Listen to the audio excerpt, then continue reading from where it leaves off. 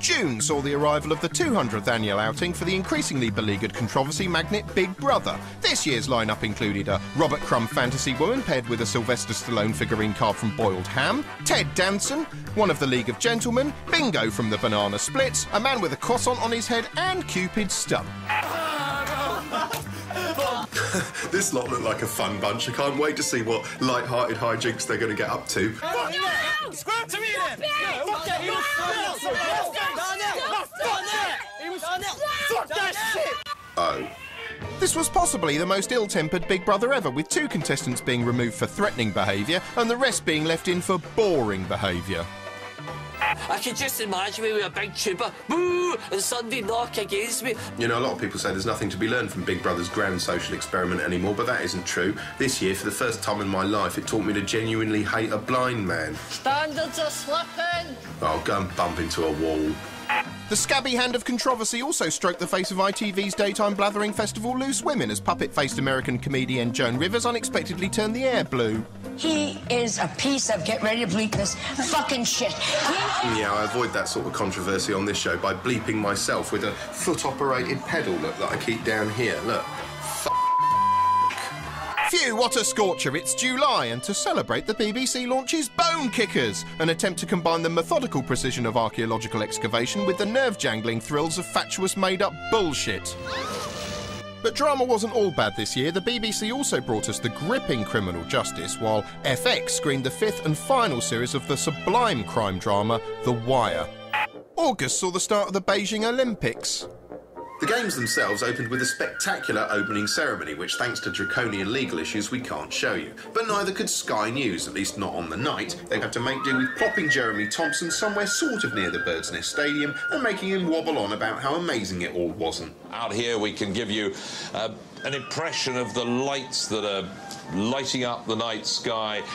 Then it turned out these fireworks weren't made of real fire at all, but pixels. Although they were real enough when this dimbo reportress tried to do a piece to camera in front of them on cheapo news network Russia Today. From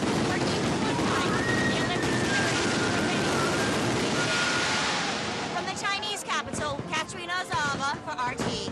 Anyway, when they'd done complaining about fake fireworks, the journalists moved on to cover slightly less weighty topics like the ongoing oppression of free speech. While trying to cover a slightly feeble-throated Free Tibet protest, ITN's John Ray was manhandled by the Chinese fuzz. Unable to shout them into understanding English, the distinguished journo was left looking a bit like a man having his ice cream van repossessed. I hope to see you later.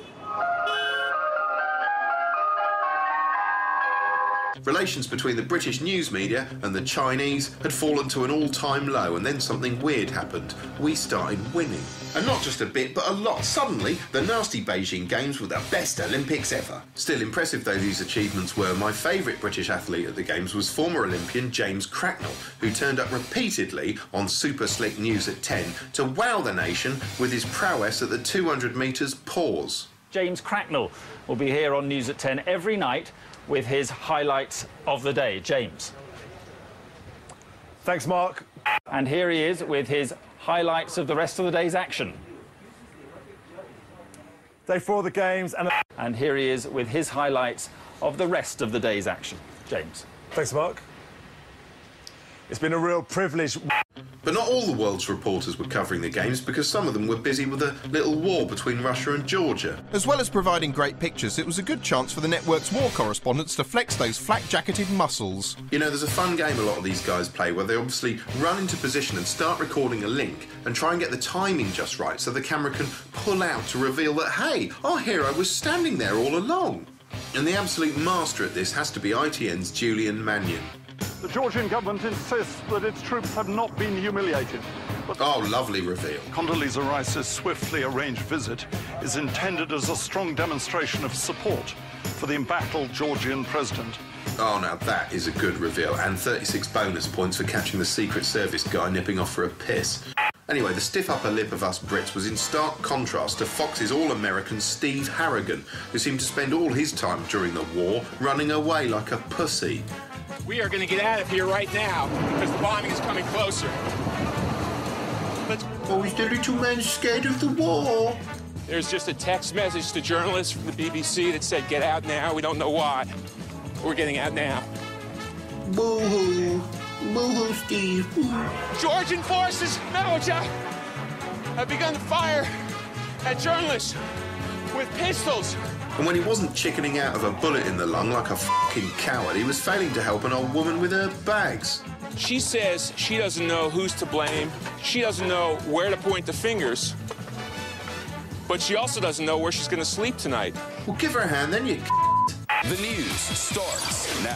Fox News is the master at sanitising this kind of thing when it wasn't pimping the footage until it resembled a previously on segment at the start of an episode of CSI. It was telling viewers why they should care. Here's why you should care. Because our fellow human beings are being killed? First, there's a major oil pipeline in that area. After August, as if by magic, September appeared, ushering in a perplexing new vehicle for Noel Edmonds, which started off sounding like a political rally. Are you unhappy with life in Britain today? Yeah. Are you concerned with the lack of respect, compassion and freedom in our society? Yeah. Would you like to be part of a fairer, more caring Britain? Yeah, and I'll kill anyone who disagrees. You clearly feel frustrated and at times angry at the tidal wave of new rules, regulations and laws that have been introduced in the name of health and safety, security or the environment. Oh, yeah, bloody health and safety and security and the environment. I hate them. Well, the politicians, they've had their turn. Yeah, it's an uprising. Come on. It's down to you, me, them and everyone who wants to live in a more caring society. Is it going to involve any work?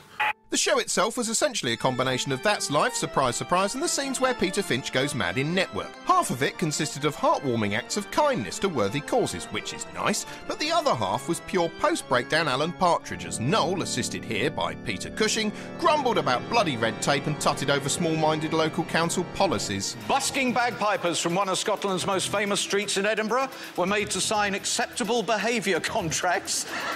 No, come on, restricting their playing times due to rules on licensing and noise. Oh, that sounds quite reasonable to me. I mean, you don't want bagpipers playing late at night, so, Why are the police going after bagpipers? Why aren't they going after the yobs and the hoodies and the drunks?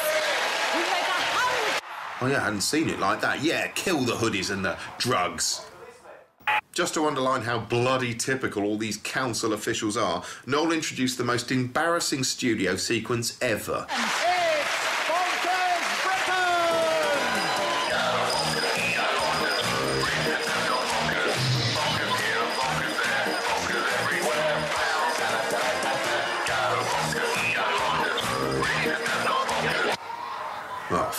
Britain. I reckon my favourite programme of the year, right, was probably that ITV2 thing with like all those celebrities on an aeroplane, Celeb Air or something like that. I think it was called. Like you actually got to see how like Chico coped with like being on a plane serving peanuts and looking at luggage and stuff. It was fucking genius. It was like the actual Chico. Every time the plane took off, I was praying that it wasn't going to crash. Like, literally, on my knees, praying. Like, no, God, don't you dare kill that aeroplane. I don't think the nation could cope without this show. You know, actually, if they had crashed, I think, you know, they could have kept the cameras running and, you know, filmed everyone lying around dead in a field with all the bodies going all mushy, and it might have even been better. Some job titles lost a lot of their value throughout 2008. Jobs like stockbroker or estate agent or TV judge. The panel of self-important TV judges has been a staple of TV talent contests for a while now, but this year the position seemed so wildly oversubscribed it seemed any f***er would do in more or less any role. I mean, I can just about see the virtue in letting snail-faced human smug swamp Piers Morgan decide whether the contestants on Britain's Got Talent have actually got talent. Because A, none of them have, so you need a champion bullshitter to help fill the embarrassing gap. And for representing every hard-working mum in Britain, I love you. And B, he's sitting next to Amanda Holden, so even if he did nothing but go the whole time, he'd seem overqualified by comparison. But the madness surely has to stop when The Underdog Show, a cheap and cheerful canine talent contest in which megastars train abandoned dogs to perform tricks, invites ballroom dancer Brendan Cole to sit on the judging panel. What's he got to do with dogs? Apart from being able to lick his own balls, of course. Then there's the traditional inter-judge rivalry, which stopped looking like something out of a pantomime and started reeking of genuine animosity instead.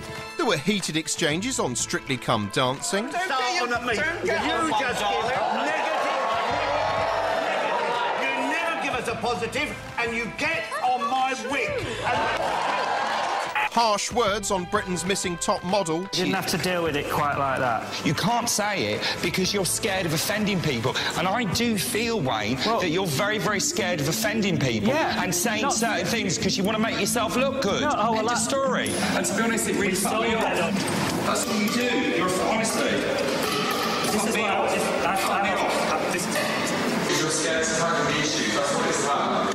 While on The X Factor, Louis Walsh's playground accusations of song theft... Danny, you did lick their song, but it doesn't matter. They were fantastic. ...even reduced Danny Minogue to sobs. I would never, ever steal anyone else's song. At least that proves her tear ducts are still human, even if the rest of her face looks like it's been beamed into position from the planet Plastulon. This was all so dramatic it left Dermot O'Leary confused as to who was meant to be performing what for who. What did you make of it, hon? What did you make of the judges' performance, the comments and your performance? I appreciate the comments.